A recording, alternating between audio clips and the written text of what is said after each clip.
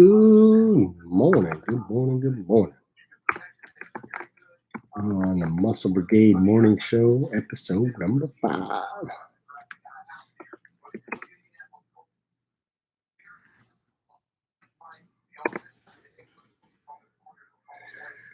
Oh, man. So, first off, let's a little chilly today. Let's start with sectionals last night for the Rich Hill Tigers. We did not win. Wasn't even really close. I watched, and sometimes I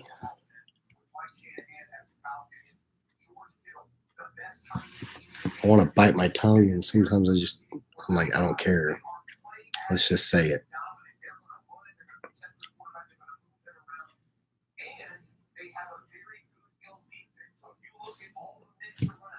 I'm just going to say it.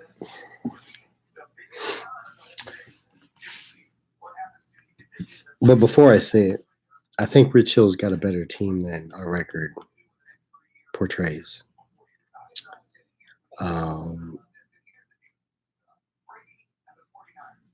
think the coach needs to instill more discipline. The first probably 2 minutes of the game, they looked really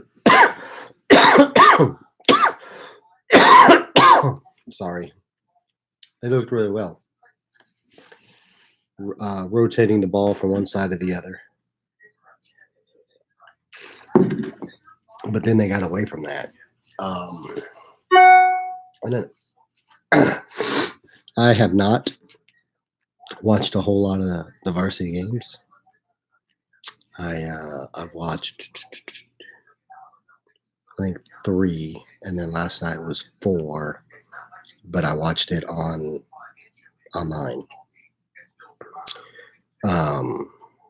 So, yeah. And why do I say that the coach needs to instill more discipline? I've noticed this in every game that I watch. We shoot a lot of threes, and maybe it's my philosophy, maybe it's me, or maybe it's the way he coaches. I mean, I don't know. I would like to know the understanding of why all the threes when you have 1, 2, 3. At least 3 guys that can go down and crash boards. Now, on the flip side of that, I understand that our rebounding is horrible, the way it looked last night. And I think they had a problem with it in one of the other games that I watched.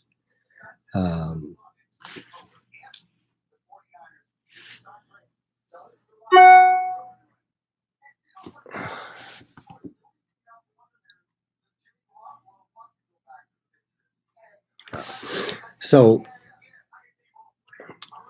you got to be able to rebound, for one. You got to be able to box individuals out. And if you can't do that, then that's going to be a problem in itself, that it's going to be hard for you to win games. Turnovers, you have to minimize turnovers. Is any team going to go through a game without a turnover? Probably not. I mean, that's almost impossible and almost perfection. So what you have to do is minimize turnovers, and then to even reduce that, you minimize the scoring on the turnovers. So if I have 10 turnovers,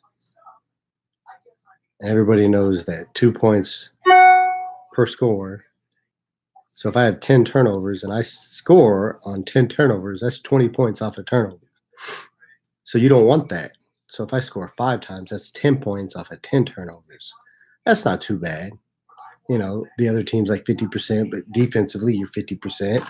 So that's not too bad, but I would even strive for better than that.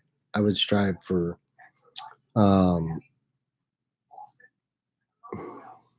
3. So 6 points. 3 times they score on the 10 turnovers. 6 points off of 10 turnovers. And once you start breaking that down, it's like, oh, man.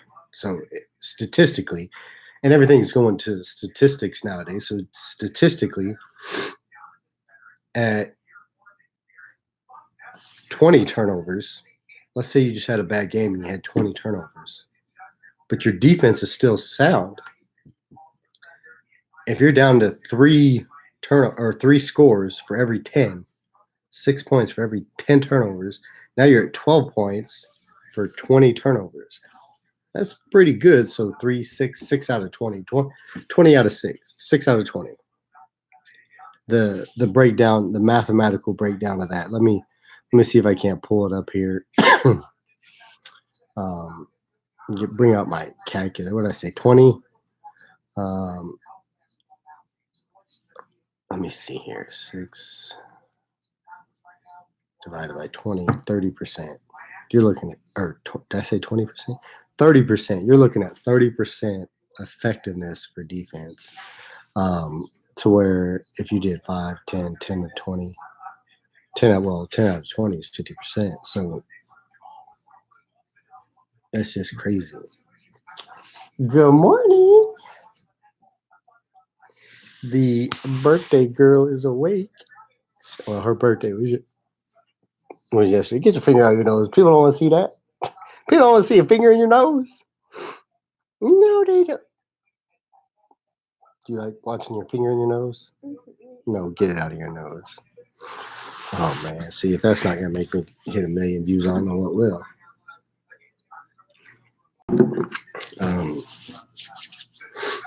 So, yeah, I mean, and I get coaching is difficult at times. I want my TV back on. Okay. Can you give me a minute? It's structure. If you don't want to call it discipline, you could at least call it structure. Having a structural foundation for your team. Sorry. I promise I feel a lot better, by the way. The steroids they gave me and the what do they call antibiotics they gave me? Man, I took some last night. It was like I've never had medicine that worked the way this has. It was like boom, new man. Like So, structure. Having a structure which goes along with your philosophy of coaching, having a structure that fits your philosophy, the way you want your team to be. So, like, let's say I was coaching a basketball team, right? And let's say the team was undisciplined. They didn't have any structure. They went down the court and they would throw it to 1 or 2 guys, and then they would try to shoot the ball. Or they would just go down the court, whoever brought the ball down the court, and shoot a 3, right? No structure. Didn't really run any sort of offense to try to get anybody open. It was more about eyeball instead of team ball, right? So I come in and I put in a structure like, hey, this is how we're going to run our program, and it's I want 3 passes. After you cross half court, I want 3 passes to run the play. 3 passes before you shoot the ball, or anybody shoots the ball. Oh, okay. So let's say they go down there and the first time um, the the guard passes it, and then the next guy shoots it. So what do I do?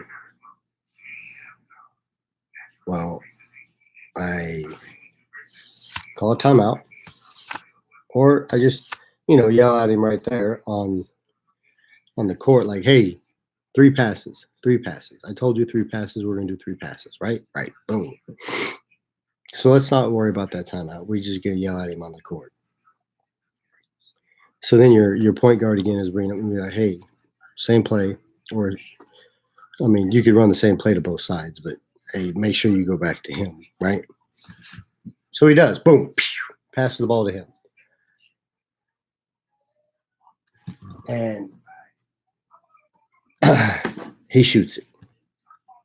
Now I see what's going on. So as a coach, what are you going to do? Are you going to allow that to happen? Or are you going to fix it? I'm going to fix it. And what am I going to do? I'm going to grab one of those other players on the bench. I'm going to be like, boom, come here. I said, I want you to take his spot. This is your chance. This is your chance to shine right here. And what we're going to do is we're going to run the same play. So whenever the buzzer sounds or you call a timeout or whatever, you go in for him and that kid's coming off the court and you tell that kid, hey, I said 3 passes. You didn't want to listen. You're going to sit here until you do listen. I don't care if it's the whole season, but you're going to sit there until you play my ball, not your ball, until you play team ball, not eyeball. It just makes, to me, it makes sense. I don't know. Maybe I'm just far-fetched and really weird that basketball is a team sport. Everybody wants, this is what I'm noticing with coaches. Coaches nationwide are scared to discipline kids, scared to take their best player out of the game because all they're concerned about is winning. Winning, winning, winning, winning. And then you wonder why our sports program has faltered. And I say sports program, I'm talking about sports program. Well, you could take it down to the youth level, middle school level, high school level, college level, high school or professional level. You're like, well, what do you mean? The basic fundamentals of basketball, nobody's teaching. They don't, and then you got the referees that could stop it too, because if you're refereeing, officiating a game from a youth level, a third grade level, a fourth grade level, or if they start before that, your job is to help the coach. The coach is teaching them the basic fundamentals of basketball, or should be. Your job is to instill that, to help the coach out. So whenever you see this and the hand turns over, that's a carry, my dude. That's a carry. Or if they hold it here and then lift up their pivot foot, that's a carry. And you do not see that. And if it's a third grade level, I would even be okay with, hey, stop and play.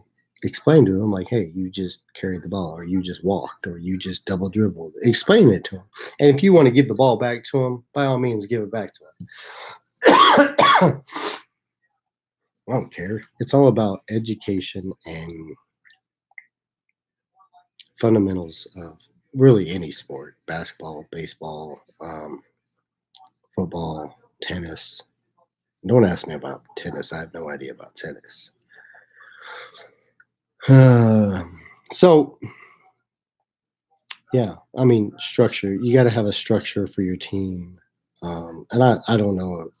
I'm not saying Rich doesn't. I'm just saying that why are why are we shooting so many threes? Is what I would like to know. Um, and I don't know when the last time we made it to districts or got past districts or were district champs or whatever. I don't know, but congratulations for that, for winning districts. Congratulations on a successful season. And there's a lot of things going into sectionals that it could have been. The players could have been nervous because that's the thing. Not knowing how to deal with their nerves, not knowing how to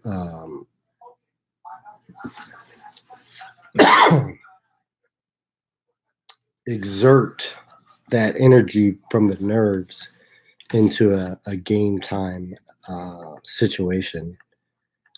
Because you're probably going to be a little bit more hyped, a little bit more adrenaline going just because it's a sectional. And, you know, they knew that going into it at 20, I think the other team was 22-2, I think. What's Golden City? And I don't know who they played, but I'm going to tell you this. They are absolutely a very good team. They move the ball. They're quick. They're quick at moving the ball, meaning it goes from point A to point B to point C really quick. And they have a couple big men. But I firmly believe that's what killed Rich Hill is rebounding. And then once you figure out what their game plan is, if they use one guy or if they use a couple guys, then you got to strategically eliminate basically the threat. One of them, I don't know who it was, but I guess at halftime, or it might have been before halftime, they said a kid had 20 points. Sorry. Like, this kid already had 20 points. And I'm like, that is just crazy. I don't know what he ended up in the game with. I don't know if they pulled him in like the third quarter. To be honest with you, I stopped watching. But just a few notes that I remember is I kept yelling at the computer screen, call a timeout, coach, call a timeout. And he was about 2 buckets too slow. So probably about a minute and a half too slow. Which, I mean, that's fine. It is what it is. Hey, next year, I don't know if this is his first year as well as the varsity coach. I mean, I don't know. To be honest with you, I don't know much about Rich Hill and their coaching relationships and, how good or bad they've been in the years past. But if this is his first coaching varsity basketball, and they made it to districts, and they haven't done districts in I don't know 3-4 years, a couple years, then I would say he's done a pretty damn good job. So that's just, I mean, it's the life of coaching, the life of winning and losing. I tell people all the time that I'm a winner. I am a winner. That song, all I do is win, win, win, win, win. When I get hired as a coach and they introduce me, that is going to be the song. And you might laugh and you might think that's crazy and just roll your eyes like this dude is insane. But I'm going to tell you why. I'm going to tell you why I tell myself that I'm a winner. Because I just talked to my son about this a couple nights ago. So I got to go get more of this delicious coffee. So hold tight. Watch me get this coffee since I'm live.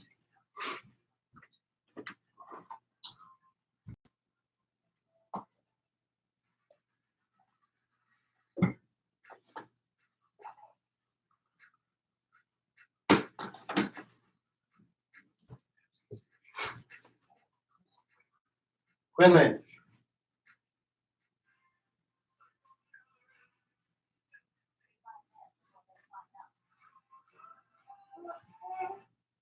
You want TV in here? You want Mickey Mouse? You want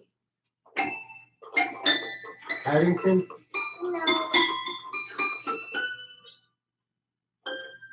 That's about it. Big Hero 6. What's Tots? Tots? Okay.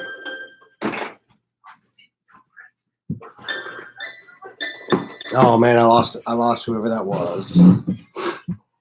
Well, that sucks. Okay, so what were we talking about? We were talking about winning. All I do is win, win, win, which is true. But I just talked to my son about this, my older son, about winning and losing. And this is what I told him. I said, "Look, man," I said, I have won a lot.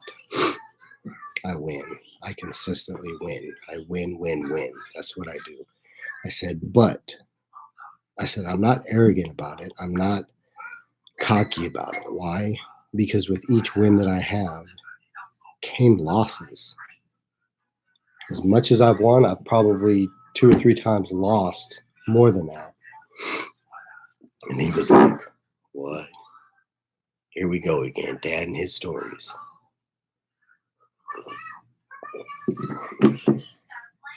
I said, look, man, one of my greatest coaching games, learning experiences, probably the most fun I've had coaching came in the Army Navy game when I coached it. And it was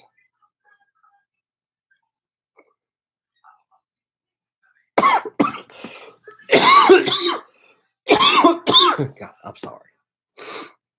Maybe it's the coffee. I don't know. The Army Navy game was extravagant. It was mind-boggling, and we lost. We lost in overtime. I'm gonna try to explain it. So I had a situation to make, and this is flag football. And some of the rules are a little bit different because it's the Army Navy game, and it's a big game. Okay, get something to eat.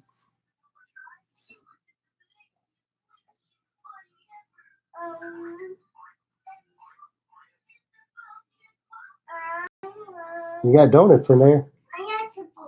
No, you're not getting a Lunchable. So we were down 7-0.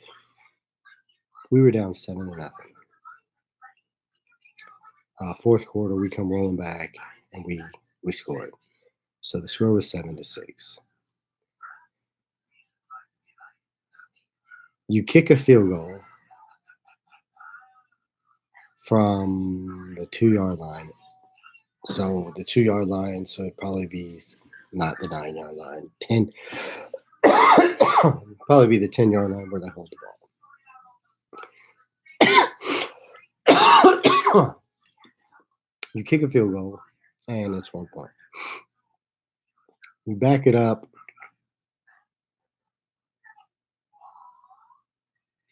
I can't remember exactly. I think you backed it up to the 5 or the 10 for 2 points.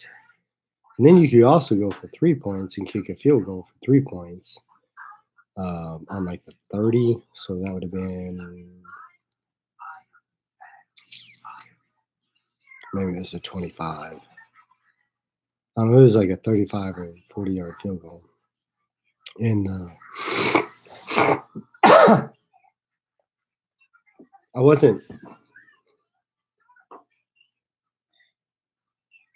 wasn't sure with all of this, so I was like, "You're telling?" I was like, "All right." So I said, "All right, no, we're just gonna stay with one. We're gonna kick it and tie it." And some of the players like, "Coach, let's go for 2." I was like, no. I was like, our defense is sound. Um, our defense can give us to hold off to overtime or get us the ball back quick. So we kicked it, we tied it, and there were some people on the sideline like, "What's he gonna do? What's he gonna do?" And I got after the game, a couple of them came over and said, "Hey, you made the right call. Tie it up, take it, try to take it to overtime, and you did. You took it to overtime. And not only did we take it to overtime, we took it to overtime, and we stopped them twice, and I think they won it on the third one. Um, so we stopped them twice, and even on the third one, I'm pretty sure there was some offensive pass interference. And you're trying to be on camera.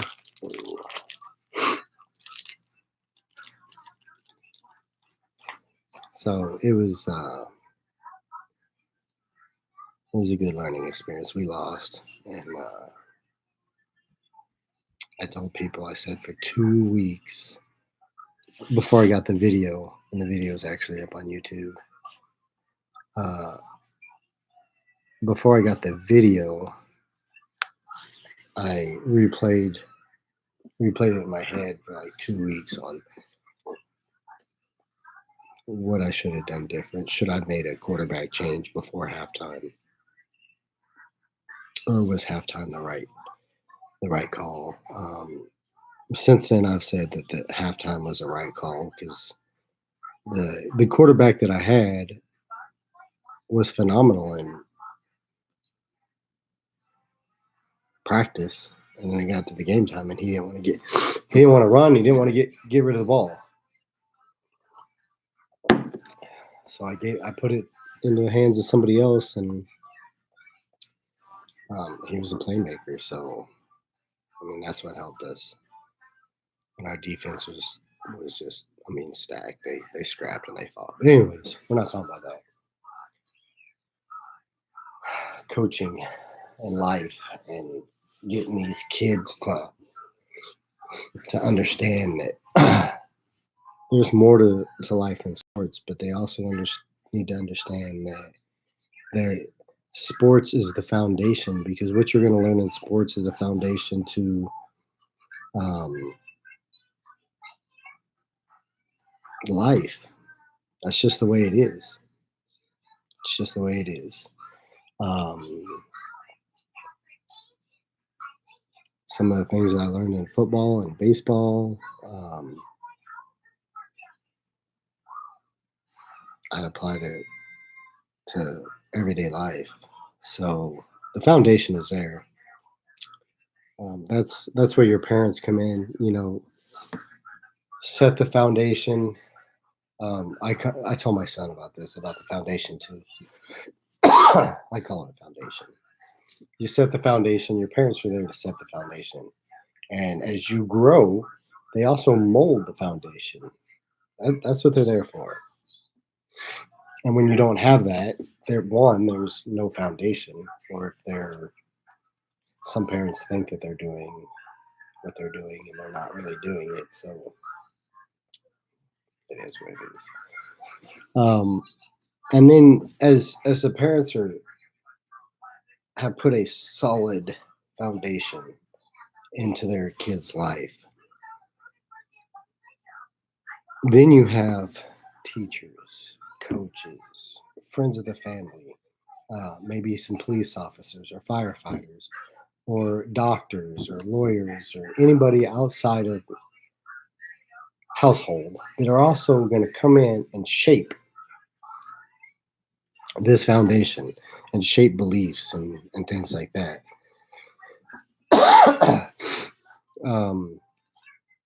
And I think that's crucial when it comes to teenage development. And you say, well, why do you say that? Well, I'm going to tell you that because I heard my son, when I first got him, say, all cops are pigs.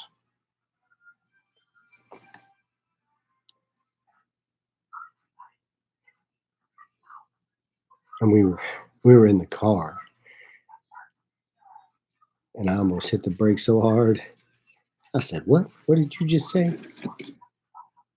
Oh, nothing. No, you said something, dude. What did you say? All cops are pigs? Why? Why do you say that? Because all they want to do is what did he say? Some basically all cops are bad, and all they want to do is arrest you. That did not come from me. That did not come from me. That came from his upbringing, which I was not a part of. I got him 3 years ago. And I said, "Look, man," I said, "you can't say that." "Yes, I can." "Well, yeah, you can. You're right." I said, "Let me explain something to you." I said, "You saying that all cops are bad or all cops are pigs, or like it's like taking a bite out of an apple, and the apple is bad." Shut up! Where's Buddy?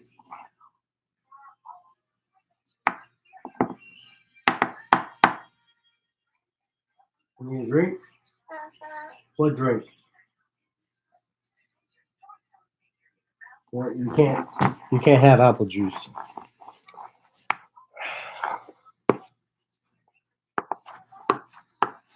Cops.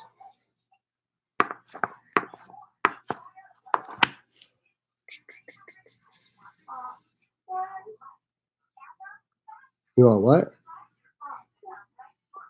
Did she just say popcorn? That's not a drink.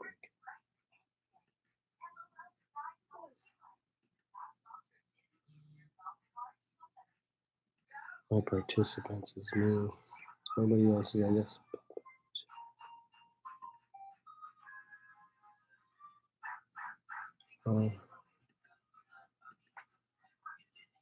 Nobody watching. Applesauce. You got applesauce right there. You don't need any more applesauce. Um,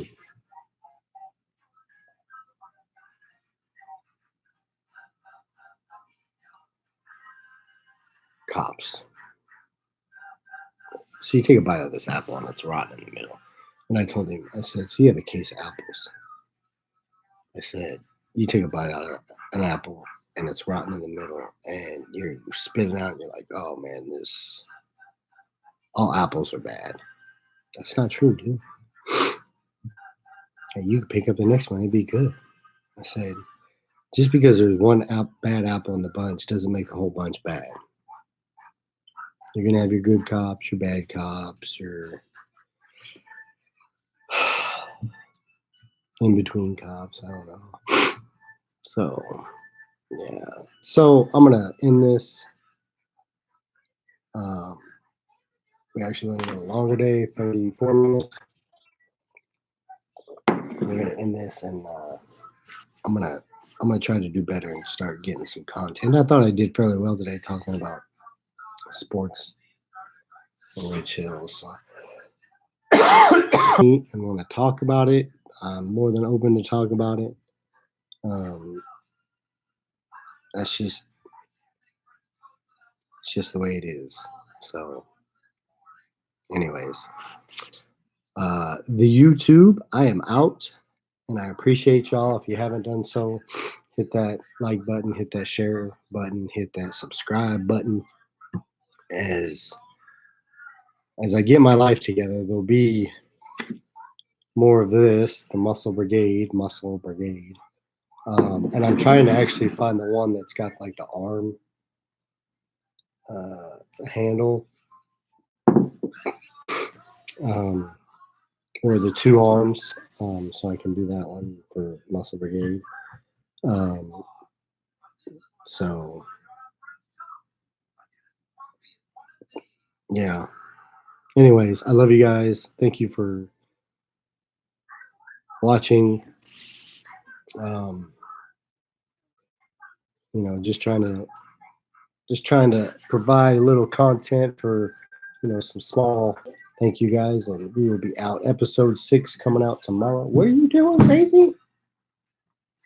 Oh, I'm gonna open it. Are you trying to get on camera? Are you trying to be on the camera? No. Yes, you are. She's trying to get on the camera. Tomorrow. So I may not be able to do this tomorrow. I have to be at the VA tomorrow early. So I might do it tonight and then post it later for episode 6.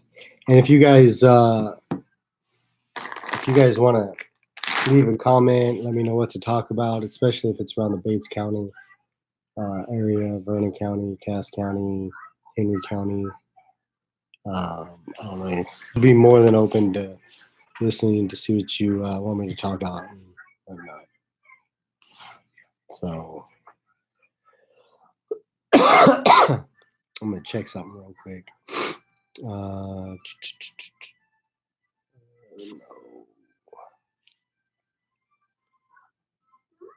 going to check Muscle Brigade